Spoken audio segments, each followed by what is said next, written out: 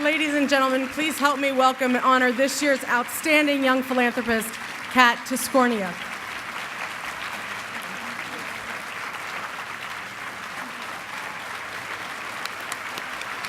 Thank you. Thank you guys so much.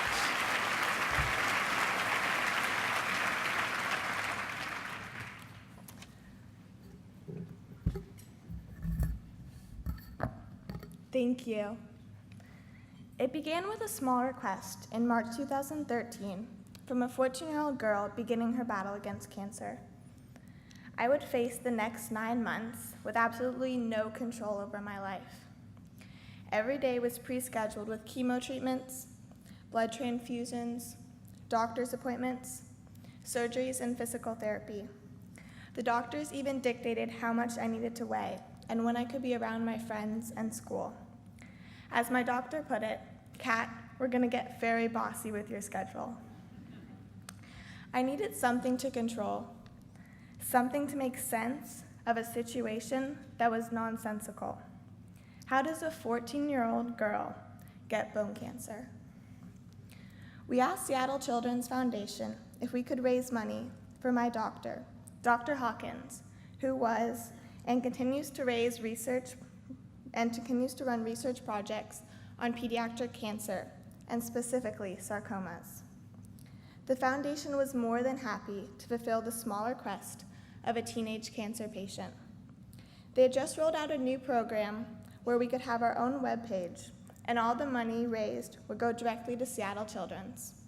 I added some pictures, wrote up my story, and the Cat's Crew webpage was launched. In June of that same year, I was asked to give a speech at my 8th grade graduation. I was terrified. With a scarf on my head, no eyebrows, no eyelashes, I spoke to a crowd about as big as this one about what I had learned in middle school. In the middle of my speech, I told them that I had cancer, but that cancer didn't define me. Someone in the crowd stood up and started clapping. It was contagious, and everyone gave me a standing ovation right in the middle of my speech. I was shocked. At the end of graduation, a teacher came up to me and told me that I have a voice, and not all kids with illnesses are heard. It was then that I realized that my words had power, and that I could use my voice for positive change. I had really down days when I didn't feel great, days where I couldn't understand why this was happening to me. I didn't do anything wrong to deserve it. During 7th grade in school, we had a speaker come from Africa.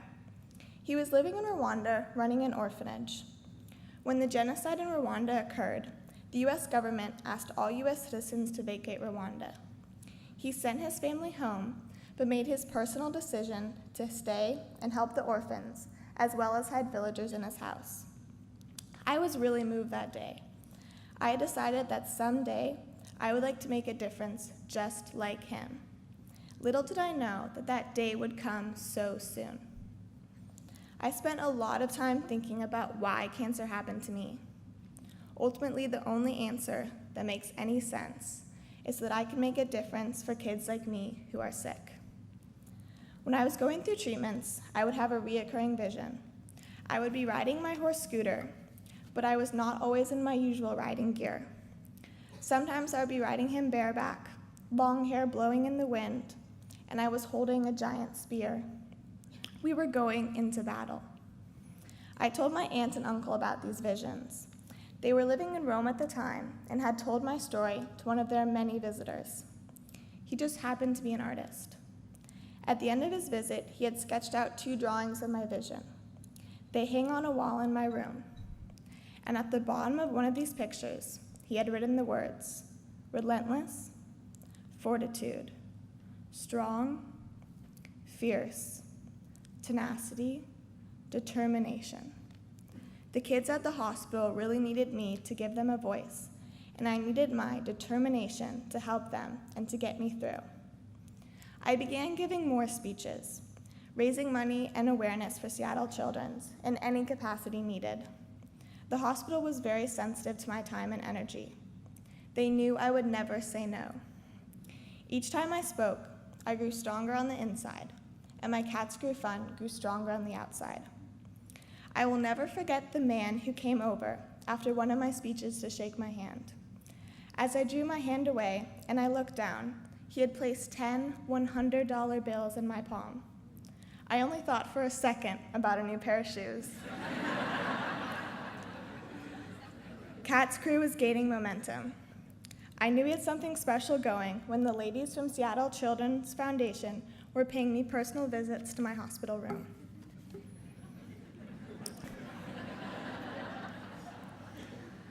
I continue to speak and raise money and awareness for pediatric cancer. In August of this year, we held our second annual Paddle the Channel event benefiting pediatric cancer. In August of this year, I could actually attend. We launched canoes, kayaks, and stand-up paddle boards from the base of the East Channel Bridge of I-90 and paddle about 4 miles on Lake Washington. All of these events, past and future, are important to me. My godmother gave me the necklace I'm wearing tonight. It's a simple heart with the word hope on it. It's my hope that the cancer kids that follow me will have shorter treatments, better success rates, and little to no side effects. I am so honored to be here accepting this award. I wish I could put so many more names on it, because without the support of so many people, I wouldn't be here today. My two sisters, Hannah and Lucy, who love me with or without hair and always have my back. My grandma, grandpa, and Nana, who are my biggest fans and are always willing to support me in whatever. By the way, would this be a good time to ask for a car?